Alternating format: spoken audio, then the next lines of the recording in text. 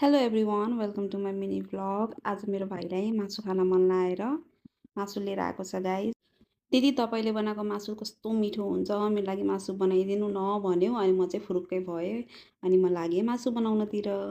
त्यसपछि मैले लसुन प्याज खुर्सानी लिएँ।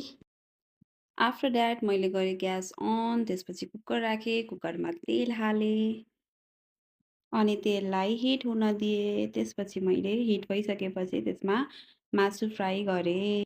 मासु फ्राई गरेर मैले निकालिसकेपछि मैले कुकरमा तेल हालेर लसुन प्याज खुर्सानी तेजपत्ता मैले तेलमा फ्राई गर्न राखेँ। And don't forget to add जिरा है। त्यसपछि मजाले रातो हुनेसम्म यसलाई फ्राई गर्ने। त्यसपछि हल्का फ्राई भइसकेपछि कलर आइसकेपछि त्यसमा मैले एड गरेँ फ्राई भएको अघिको मासु।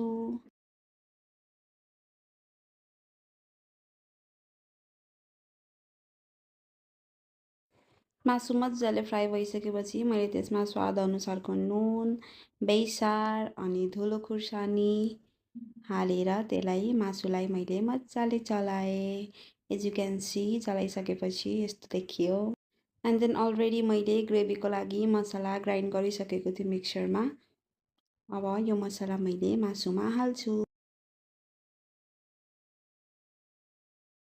मसला हालिसकेपछि मैले मासुलाई मजाले चलाएँ।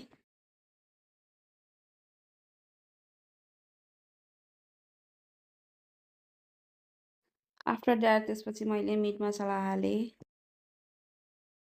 त्यसपछि मासुलाई मजाले चलाएँ। एज यु क्यान सी हाम्रो मासु पाकिरहेको छ। मासु फ्राई भइसकेपछि मैले थोरै पानी हालेँ ग्रेभीको लागि। गाइज यो चाहिँ मेरो स्पेसल रेसिपी हो।